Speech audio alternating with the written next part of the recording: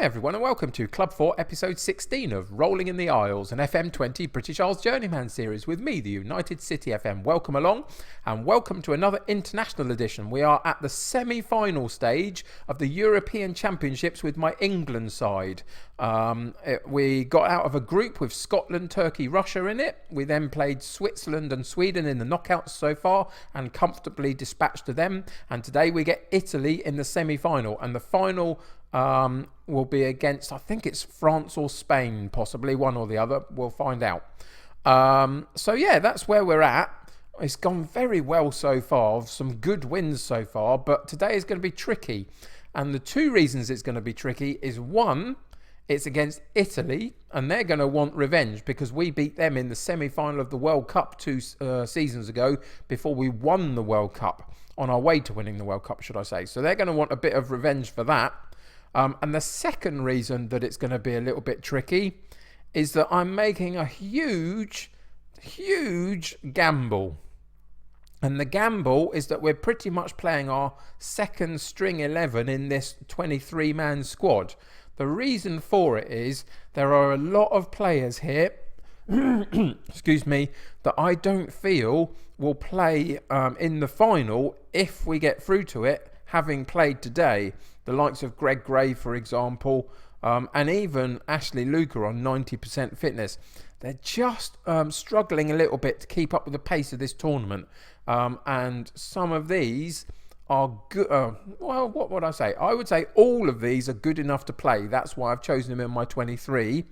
And they've all played in this tournament so far and played very well. And today, what I've decided to do is play this set of 11 players and therefore keep everybody else fit and fresh to hopefully play in the final should we get there. I think this is a good enough team to do it, and we're just going to hope that they succeed on the day. And the reason that basically I feel happy to do it is that we've reached the semi-final of the European Championships. We've already won the World Cup and the Nations League. I'm resigning at the end of this competition anyway.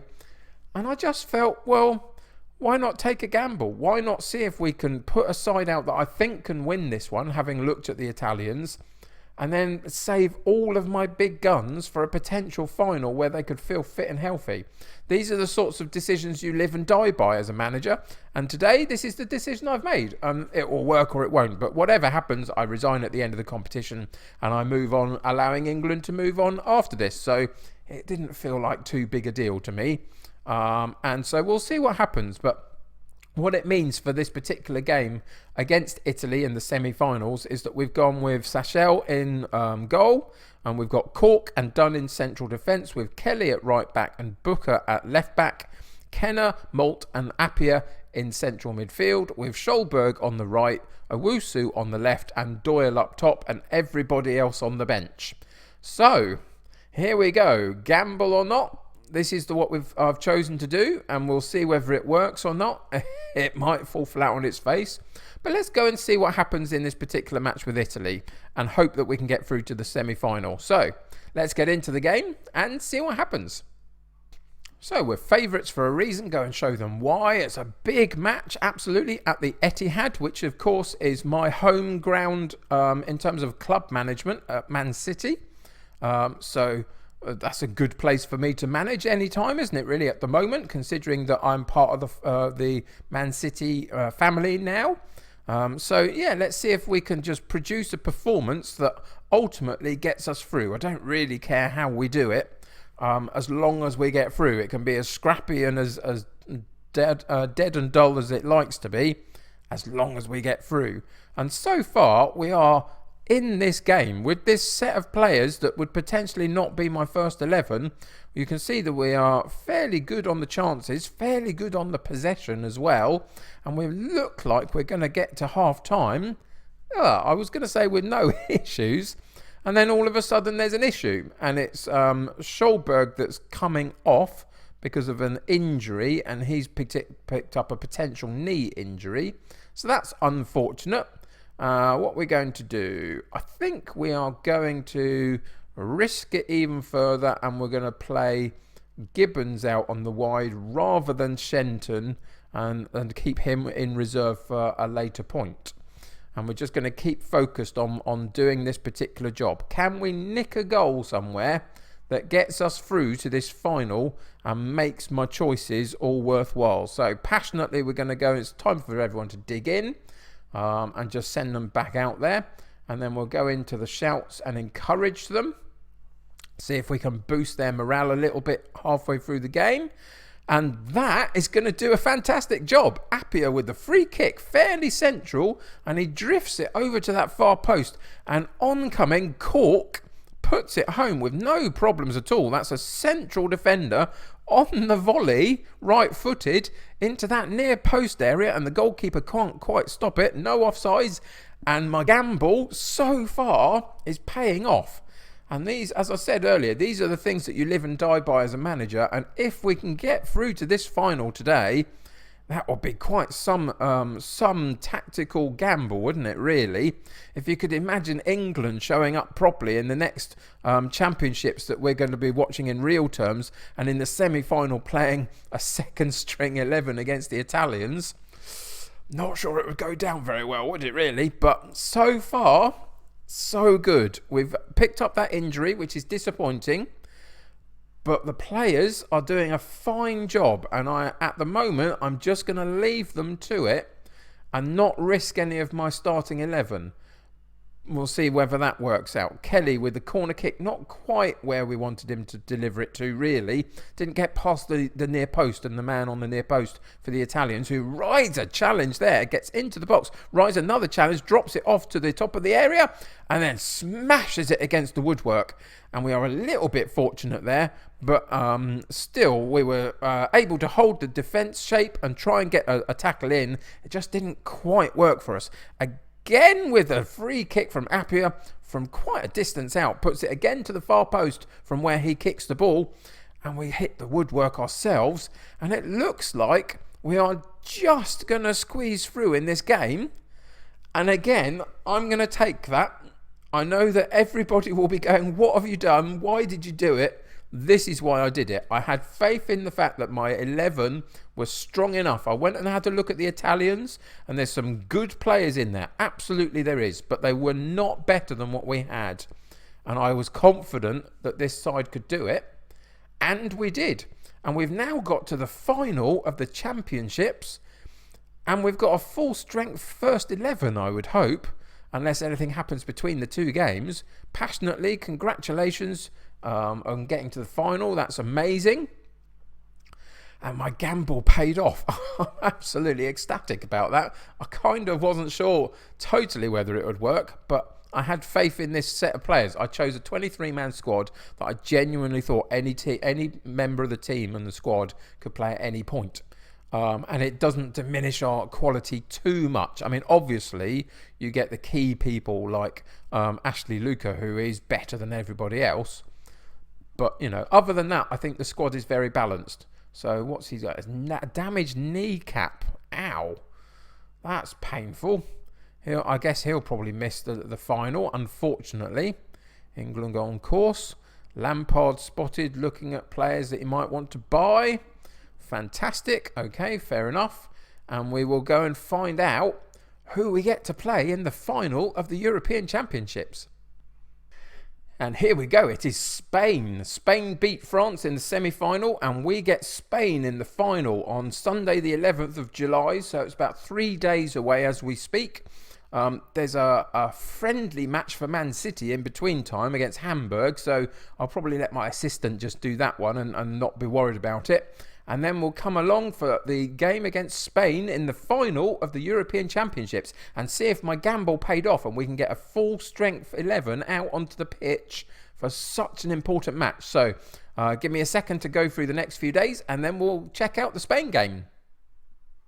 So here we are for the Spain game, and mostly I got my players through to this point unscathed. The one that drops out is done. We were always going to have an issue in central defence just because I don't have 4 central defenders to rotate. So he's the one that misses out. Cork and Gray played today, but they're both very, very capable.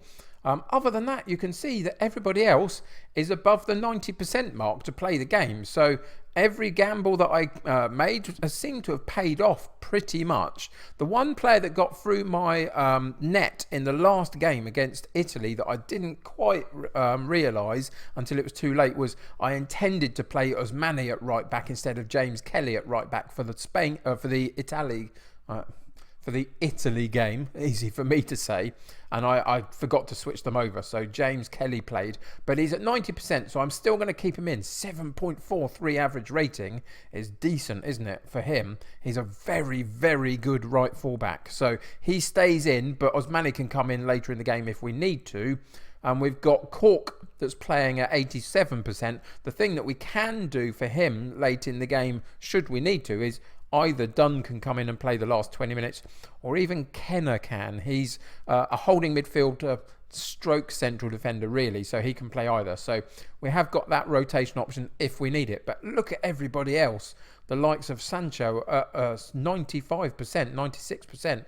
And Ashley Luca at 92%. They're the key guys really moving forward, and Pavazinho, Shenton, all in a good place for this particular final. Hopefully Spain have not been able to do that, and they've got a couple of weak links in their conditioning that later in the game we can absolutely take advantage of, but we'll have to wait and see. So here we are though, Spain in the final of the European Championships against my England side. We won the World Cup. We won the Nations League. Can we make it a clean sweep and end our England reign on a high point of winning the European Championships? We have a team today of Dewhurst in goal, Cork and Gray in central defence, Kelly at right back, Tarim at left back, Webb, Pavazinho and Foden in central midfield, Shenton on the right, Sancho on the left and Ashley Luca up top, and pretty much everybody else who's fit on the bench. The only player to miss out, unfortunately, was Schulberg, who is damaged a kneecap and is out for 3 to 5 weeks. So he misses out, unfortunately. But everybody else is there. I think we're in a good shape. So let's get into the European Championships final and see what happens. So assertively, I expect you to come back with a trophy. Spain have come in quite defensive. 5-4-1 they're playing compared to our asymmetric system. So yeah, they've gone quite defensive, and it's a free kick early to them. 50 seconds on the clock, and they get a strike at goal, and they make it count. Somehow Dewhurst and the post kept the first one out, but on the follow-up they made it count, and Marino has put them one up after just a minute of game time. The free kick was a fantastic one. It was the post that kept them out. Dewhurst couldn't claim the rebound, and Spain have gone one up in 1 minute, and we've got it all to do now as we try and move forward. And why are they showing us that first one, the fact that it didn't cross the line? We know it didn't. Oh dear, they always show me those. That drives me nuts. 4 minutes in, we get a chance ourselves to carve out a chance, an opportunity for ourselves. Can we make it count? Webb on the ball into Pavazinho. Out wide left to Tarim on the overlap. Gets a chance to cross the ball, doesn't. Dropped it back to Pavazinho.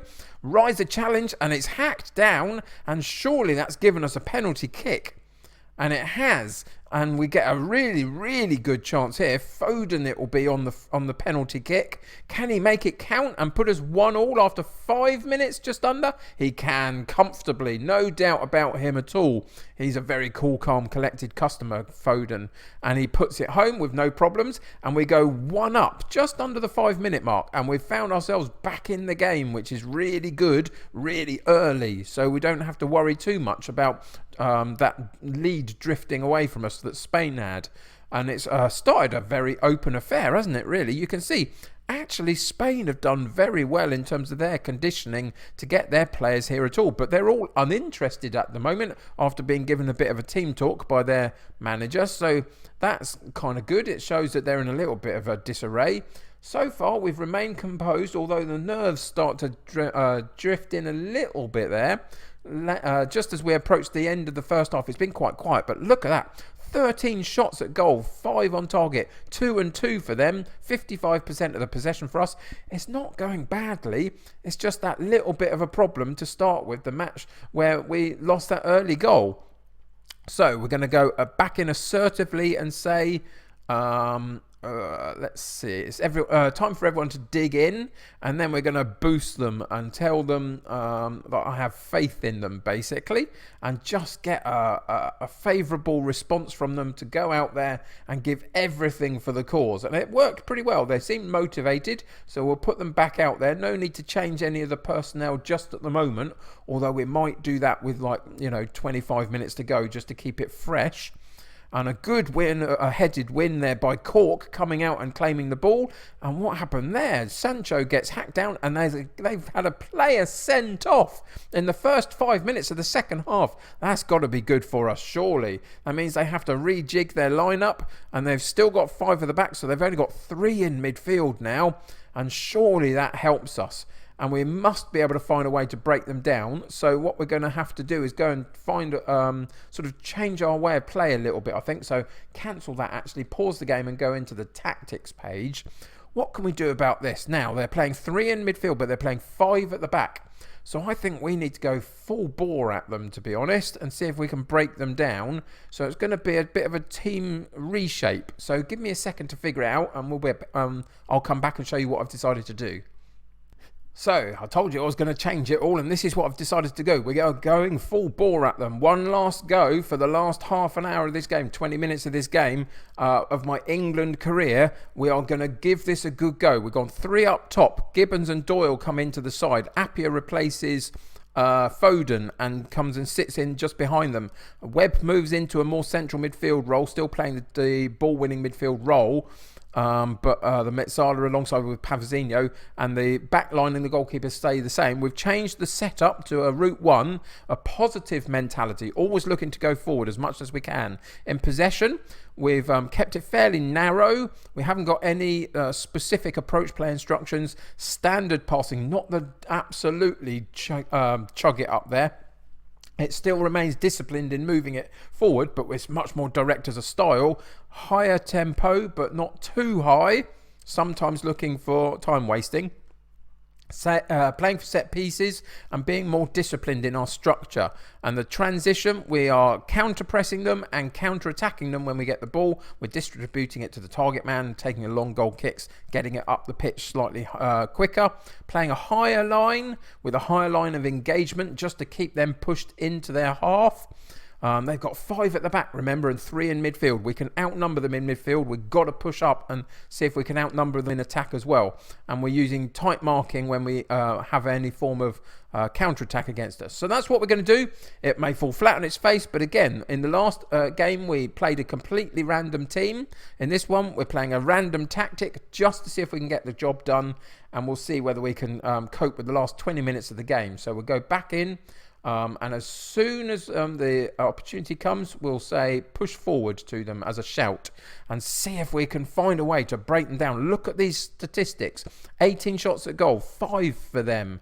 In terms of possession, 60%. Looks like we're going to go into extra time unless we can get one last ditch effort here. Can we win this through the tactical change that we made in the dying seconds of the match? And it's Kelly down the right hand side. Back to Shane Webb, keeping the ball nicely. Don't make an error on the ball. Keep the ball. Pavazinho now takes over and moves it left into Tarim and to Doyle. Doyle gets the turn, crosses it in, and Ashley Luca, the absolute beast of a goal scoring machine that he is, in the dying seconds of the game. The tactic worked, the pressing of them worked, the 3 up top worked, and keeping him on the pitch is always going to work because he is just absolutely brilliant. And the cross comes in from Doyle. He gets in across the front of his defensive marker, gets above him in the heading and pushes it home for a 2-1 win to England in the final. And we absolutely nailed this competition. We strolled through the early parts. We got a really good win against Italy, playing a second 11. And in the final, in the last 20 minutes of the game, we changed it up when they went down to a 10-man, 5 at the back, 3 in midfield. And we pushed and pushed. And in the last seconds of the game, we won the European Championships. And I've won the World Cup. I've won the Nations League. And I've won the European Championships with my England side. And if that's not the best time to then quit the job and pass it on to somebody else, I have no idea what is. back into the very, very happy dressing room, probably the champagne flying all over the place. We can go in and say passionately that they were absolutely magnificent. I'm really happy with the performance, enjoy the success.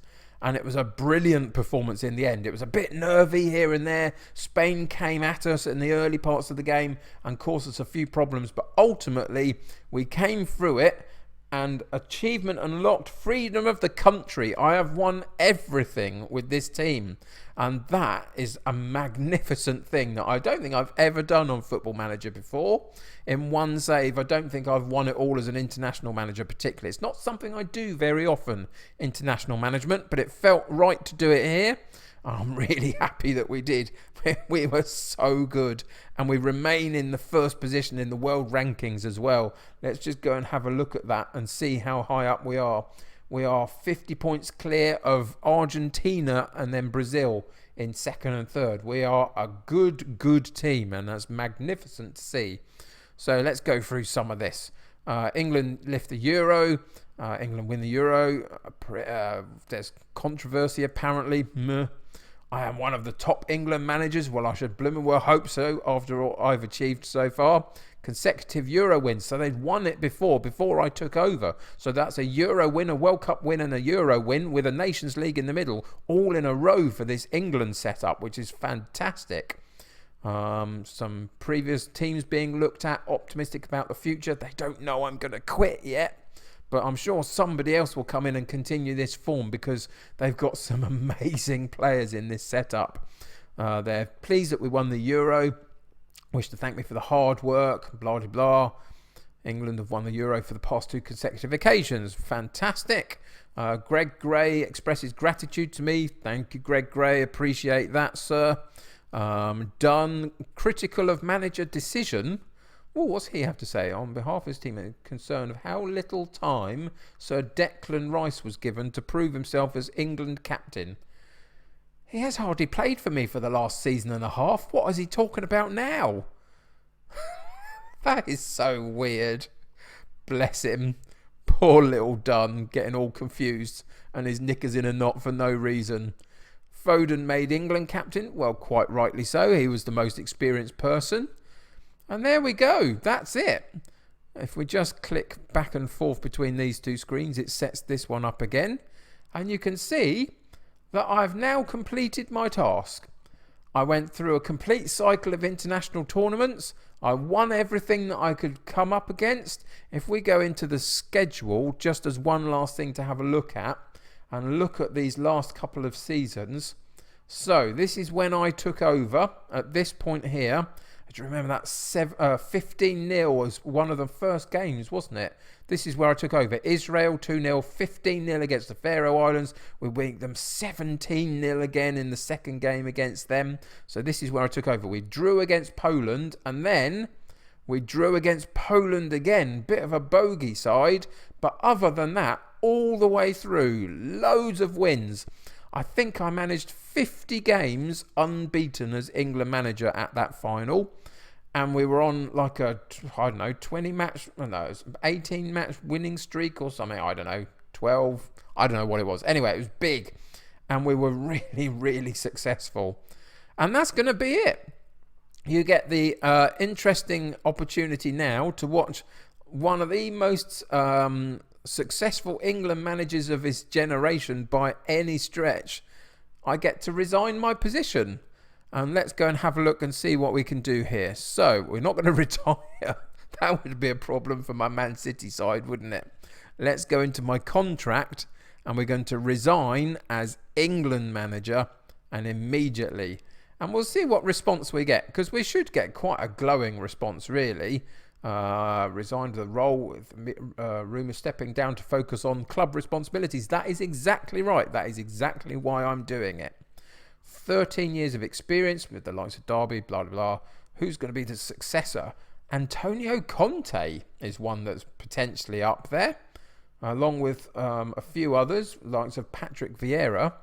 Well, that looks like they're going foreign. Okay. England in search of a new manager. And the social feed has changed, so we'll accept that. I didn't quite get the fanfare that I was hoping for, with people wailing in the streets about the fact that I'd quit, but Okay, fair enough. And now we go back down to one job, and it's the Man City job. We did really well against Hamburg, by the way. We were like yesterday in game terms. My assistant took the game, and we had half a squad, and half of them were playing out of position that were left in the squad, and we still beat Hamburg 4-0. Vasic got a hat-trick and Olart got one, so we're looking good in pre-season. We've already made one acquisition. We've sold one and bought one in, direct replacement for each other, and you're going to have to wait till next episode to find out who that is. But it's quite a good one. I'm quite happy with how it's shaping up, and we've got more to come. I get to play through the rest of the summer now with Man City, make a couple more signings, probably quite expensive ones, but not lots of them. A couple more would do us, and then we'll be ready for a new season. So join me for the next episode for a new season at Manchester City. See if we can dig our heels in at the top of the table and overcome Liverpool this time round. Right from the very get-go, we've got to be on it and maintain it right the way through. So that's the intention for this coming season. Win the Premier League. That's the hope. So I hope you join me for that. Thanks for joining me today and for the most of this week where we've been doing the international edition of Rolling in the Isles with England. I hope you enjoyed it. I loved my time with England, but it feels right to have moved on from them now. Somebody else can take over with the likes of Sir Ashley Luca. And yeah, it was fantastic. So thanks for joining me today. Subscribe to the channel if you haven't already. Join my United City community, the more the merrier. If you haven't clicked that like button for me, I just won the European Championships. If that's not worth a like to you, I don't know what is. So if you could press that like button, that would be brilliant. That will help me get seen by lots of other people. Until next time though, take care of yourselves. I'll see you very soon. Bye for now.